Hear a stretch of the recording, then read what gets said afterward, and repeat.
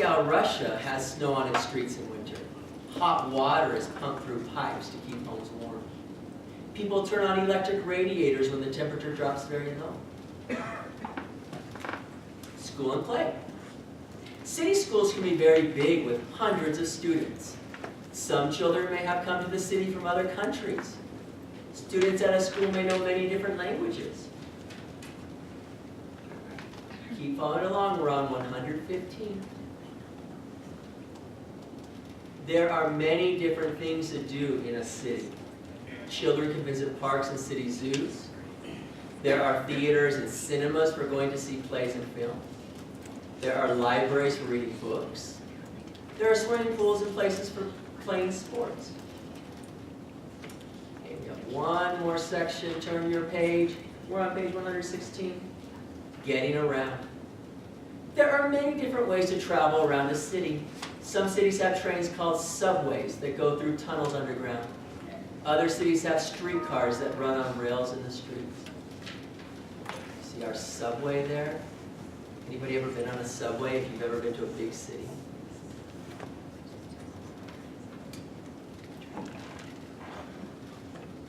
Many people drive cars in cities. City streets are often full of cars. Sometimes cars stuck in traffic move so slowly that it takes a long time to go even a short distance.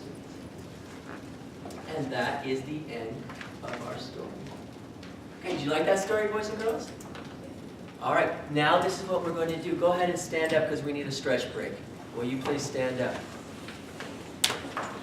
We learned a lot of information in that text, and I know you didn't probably remember all of it. That's okay. We're coming back to it tomorrow again. Okay, reach to the sky, touch your shoulders, touch your knees, touch your feet.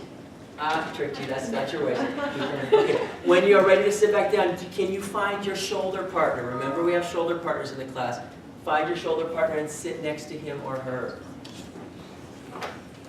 So, you both need a book, and here's our question. I want you to flip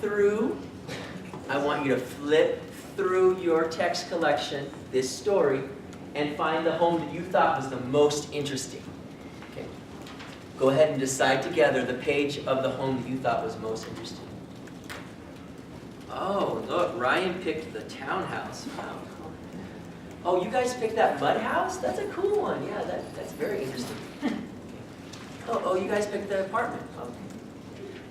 So now here's the question that I want you to talk about. Person on the left, raise your hand. You always go first. You get to start the talking. What is interesting about that home? So make sure you use details from the picture to show your partner what's interesting. Okay, go ahead and start talking. What is interesting about that home? And then so we would have our picture.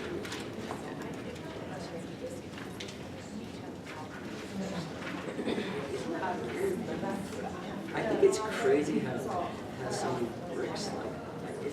I would think that this would fall down. What is this? Is that a broken window? Okay, if you are person on the right, raise your hand. Person on your right, remember we're responding to the person on the left.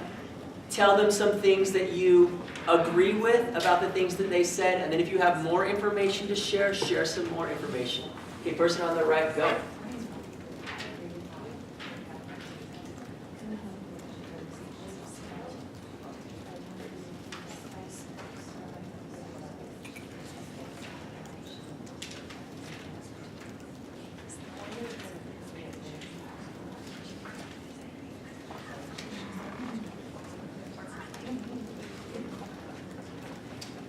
All right, and let's come back together.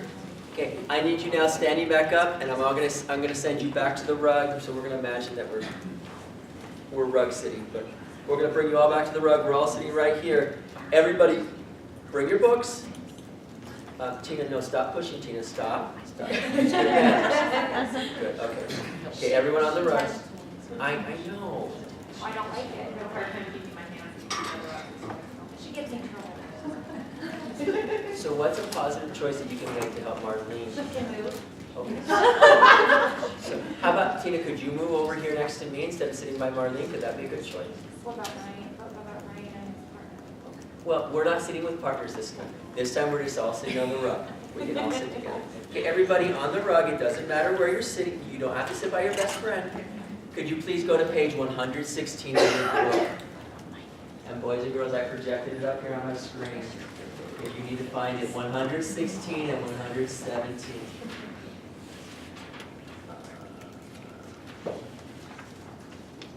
Found it. Found it, found it.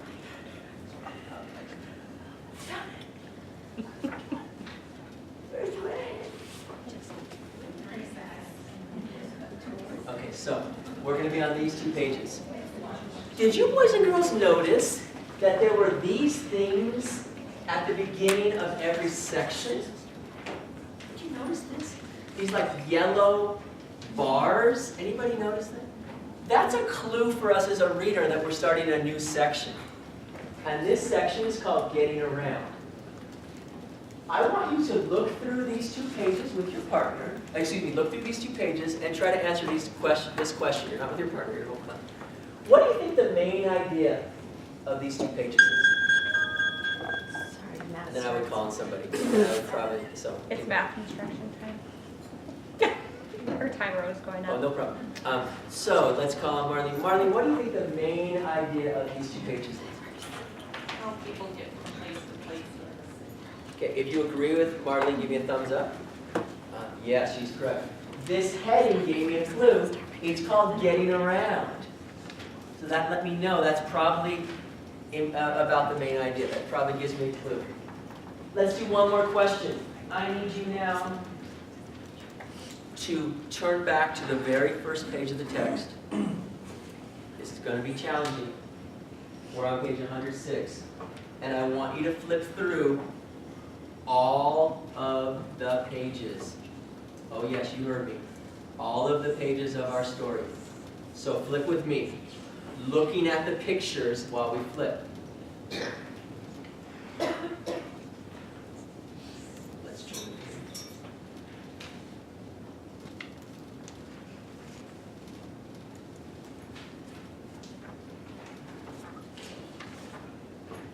Oh, too far. Okay. Here's the hard question. What are things... I lost my question. So looking at all the different cities in our story, what are things that you see that are the same in all those different cities? Anybody have it? And then I might need to call one of my higher students. Anybody want to? Well, what are some things you see that are the same in all of those different cities? People. Okay. Do you agree there's people in all the cities? What are some other things you see that are the same in all those different cities? Shelter. What's shelter town? Something to live in or something to keep safe from the weather. The other thing I notice is that there's buildings in all the cities, right? Buildings. Okay, we're ready to go back to our desks. Everybody stand up. We are going to go back and do some vocabulary. Our vocabulary word for today is going to be on page 110, so everybody turn your text to page 110.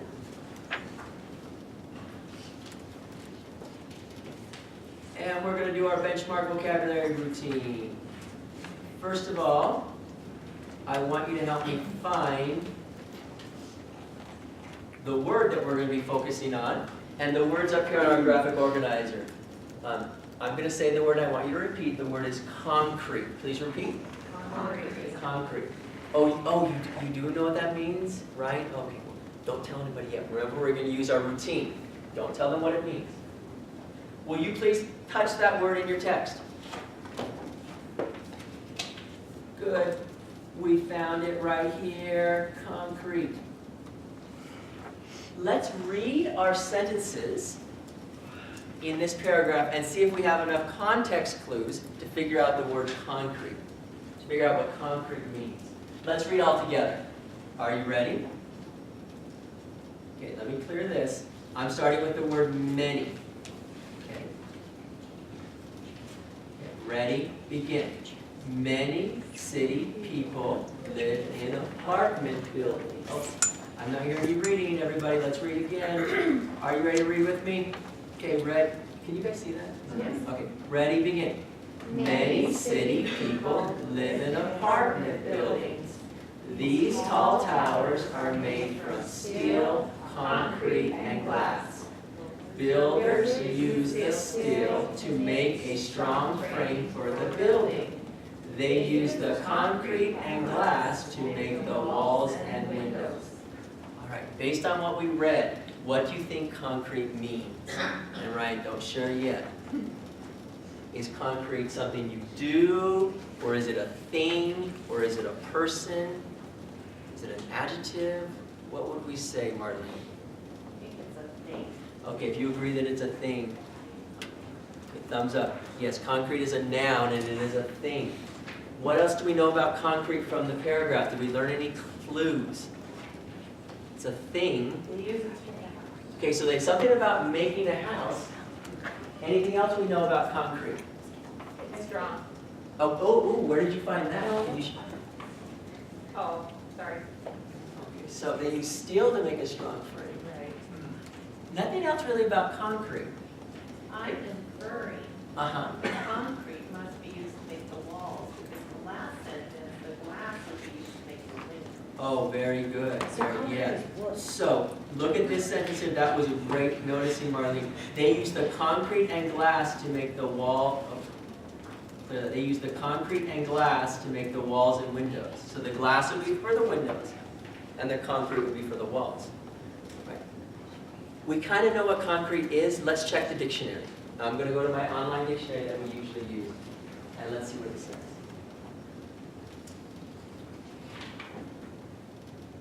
All right, concrete. A hard, strong material that is used for building and made by mixing cement, sand, and broken rocks with water.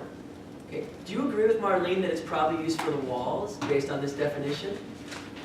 I would say that. And so at this point with my students, if they needed more background, I might even show them a picture of concrete or a picture of concrete being made. Yep. Yep, and it does say it's strong. Tammy got it. So as I'm looking at this picture, what parts do you think are made out of concrete? Will you touch the parts of the apartment building that you think are made out of concrete? We have some choices. It might be the windows, it might be these walls, it might be these frames, these railings. Yes, you're right. It is the walls. This is made out of concrete. So let's do our vocabulary routine and see if we can build words related to concrete. So, do you, first of all, know anything else that might be made out of concrete besides an apartment building? So that hard, strong material made from sand. Okay, what do you have for it? Crystal, of course. Sidewalk. Are sidewalks made from the same thing as that? Yes, they are. Let's put up sidewalks. That's a nice word. Okay, what else do we know that might be made out of concrete? Driveways. Excuse me? Driveways. Driveways, nice. Let's put driveways. Okay, anything else you think that might be made out of concrete? You could think. Statues. Ooh, statues. Now I have another question for you. Concrete is one material that we use to build things. Do you know other materials you could use to build? Because those all relate to concrete too. Let's put up some of those words. What do we have? Wood would be related. What else do we use to build? And even on our same page, we had some information about that, didn't we? Metal. What's the kind of metal they specifically told us about in our page? Do you remember that? Steel. Steel. Steel is like a really strong, hard metal. Okay. Any other materials you would use to build? Hammers. Hammers could go in there. You could use hammers and nails. Our text says glass. Oh boy, that's. Look at you, Tammy, going back to the text. That's what we want. Yes, she's getting evidence by looking at the text. Excellent. Homework assignment for you tonight. I want you to go home and ask your parents one thing they know that's made out of concrete. And tell them they can't say sidewalks or driveways or statues because we already got those. But they're smart. They're going to know some other things made out of concrete. Okay? And then during your small group today, we're going to do an activity where you write a sentence with the word. Our last activity, boys and girls, is our reading analysis. Will you take out your graphic organizer? And so, they would have the graphic organizer. And so at this point, I would probably have given it to them at the beginning of the lesson to have in their folder, or I would pass it out. But then I would walk them through and we would, I'm not going to do this whole part of the lesson, but you know what I would do.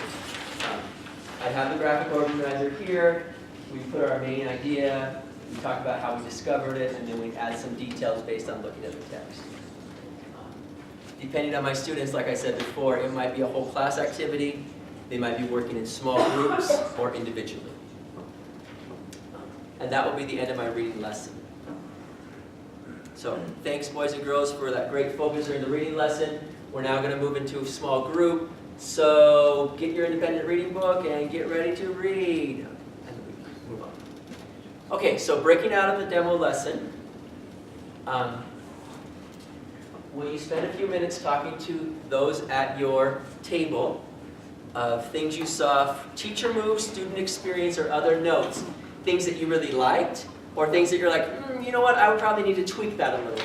So either way is fine. But let's talk about how we can take that model lesson and make it work for your classroom or your teachers that you're supporting.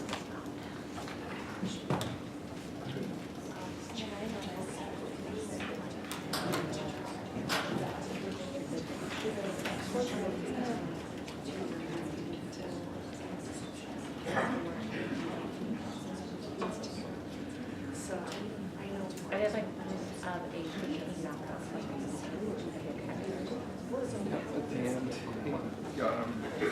engaging.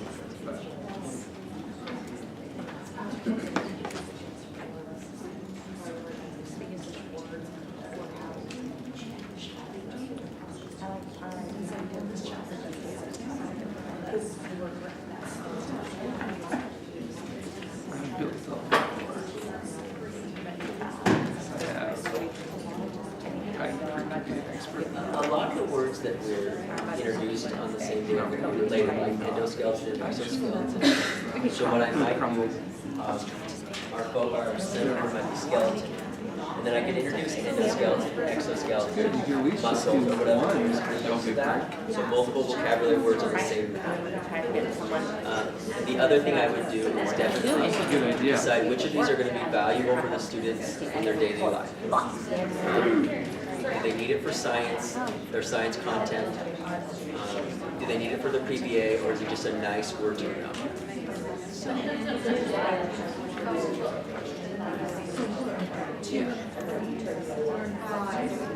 Yes.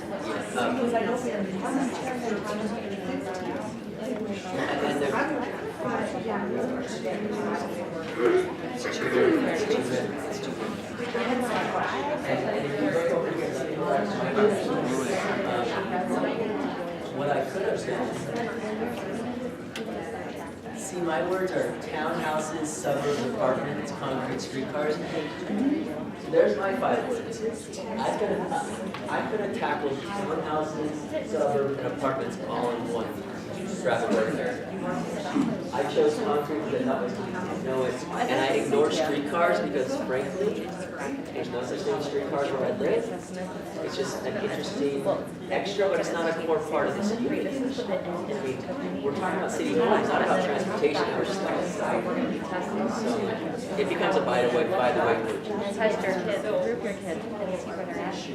Then you can look at what are other resources.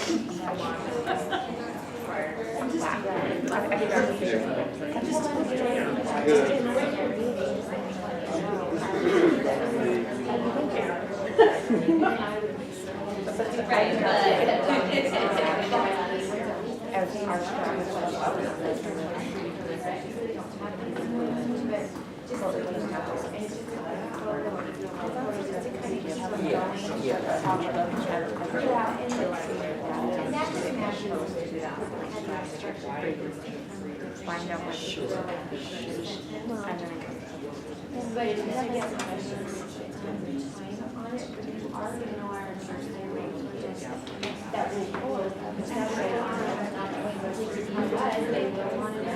just need to, look, this is it. This is it.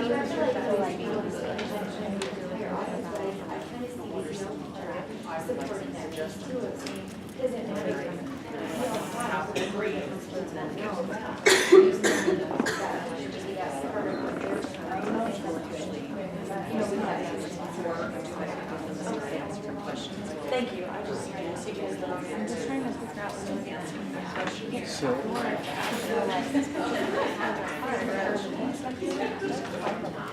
Okay. So it goes more in depth structure and here it learns more like this one. But here's comparing contrast.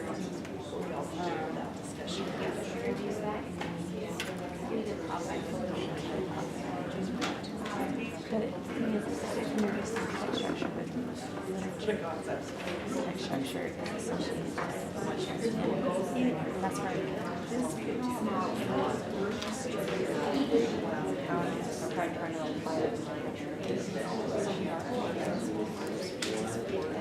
So how do you?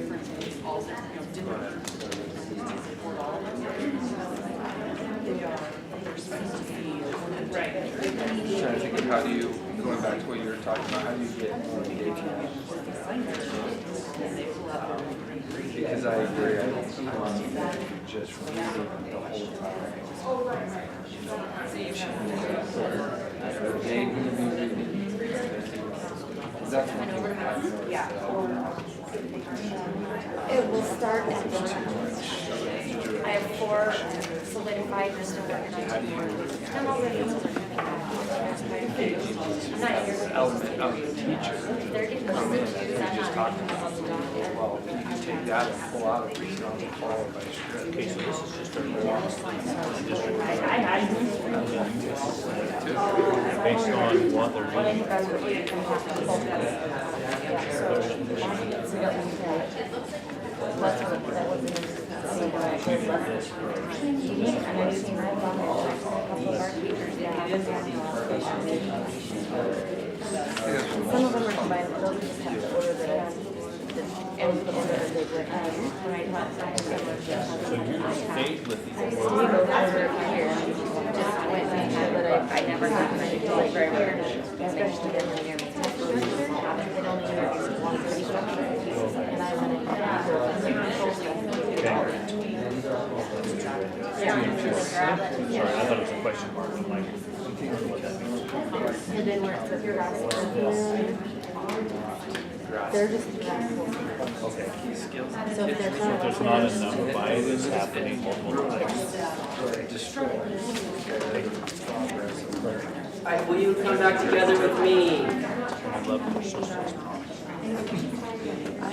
So this is going to be a super important conversation. Will you share out some things that you felt would work well for your teachers, things that you would tweak as you saw that model lesson? That's just one way ReadyGEN could look. I'm not saying that's the best way or that's the perfect lesson, but share some feedback. Not going to hurt my feelings. Go. Well, we did really like the part where you started out with the performance assessment. This is where we're headed, so that they have clear understanding of this is where we're going. And then Ryan mentioned also the concept what we talked about that you would have up there. We referred to throughout. Other comments, questions, feedback? One. I like the technology that you used when you were circling words for them and make the, you could be doing the same thing, you were underlining as you were reading. Some of those things I think are important to be excited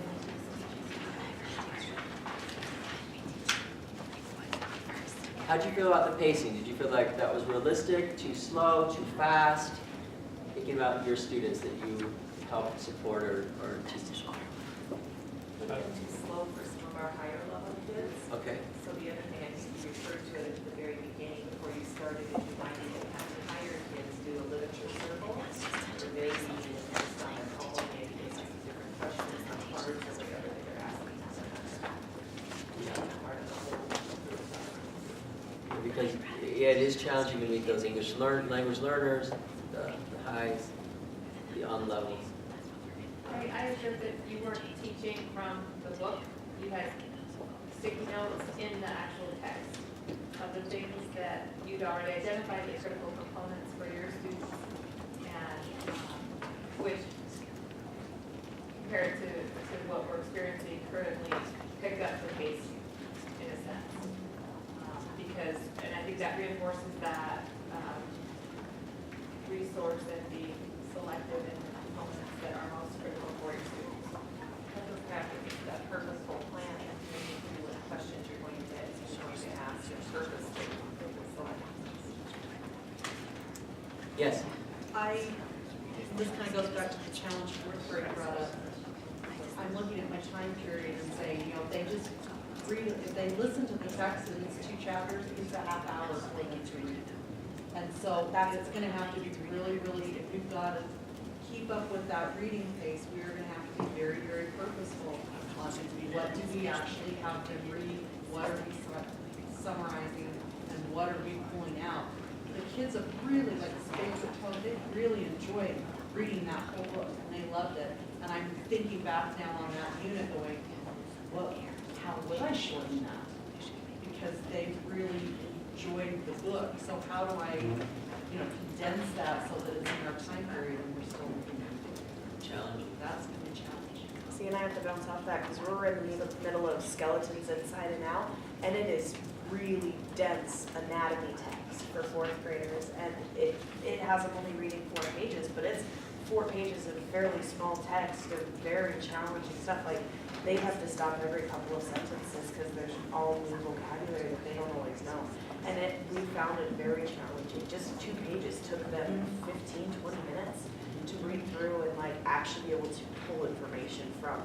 So it is a little bit more challenging as you get up to the higher levels because the text is more challenging. As I was reading that City Homes book and I was thinking about my 3rd graders, I know there's parts that my students were confused about, and I purposely did not stop because this is my first day. And once again, it's not my goal to have them master all the content in City Homes. We were talking about streetcars before. I don't care if they know what a streetcar is, frankly. Don't care. It's not part of the module. It's a nice enrichment activity. I think Tina was saying she'd pop up a picture of a streetcar for your students to give them some background, but move on. I don't care if they understand all the nitty-gritties about the difference between the different ways kids get to school. What I do want to focus on are apartments, townhomes, suburbs, homes in the suburbs, because that's going to be crucial when we start to compare and contrast communities and how they look. So I'm going to spend more, and I'm coming back to this text tomorrow and the next day. I'm going to spend more time. But at the upper levels, we don't have time to revisit those texts. Because we never go back to them. It doesn't go back to them. So what would you suggest for that? So We don't go back. and then once again, with a fictional text where you're doing chapters, you want to make sure the students understand the key elements of the story. So they know the plot, the basic elements of the plot. They know their characters. They know the setting. Beyond that, look for your focus areas in your enduring understanding. If this is a characterization unit, then spend more time on characters. If it's a sequencing unit, then spend more time on plot. But I'm okay with not reading every single page of the book with the kids if I'm pressed for time. And it kills me as a lover of literature. Like, ooh. But frankly, what I would do is I would find those times during the day that are downtimes, like right after lunch when they can't focus anyway. And we do 8 to 10 minutes of a read aloud. And that would give me double time to do spade, foot, toe to get kind of caught up. Or end of the day, there's nothing going on. Or fire drill, well, that lesson was shot. Okay, let's do some spade, foot, toe. But looking for areas where I can plug it in. Or, you know what? Take it home, and this is your assignment at home. Pull up the audio at home and listen to this chapter. Because I really, that whole idea of summarizing the text, that's my last choice. Because I want them to have that awesome experience where they're like, I love this book, it's so cool. And I read the whole thing. I read a 250-page chapter book. You have the reverse problem with Stella and Luna. Where's my first grade teachers?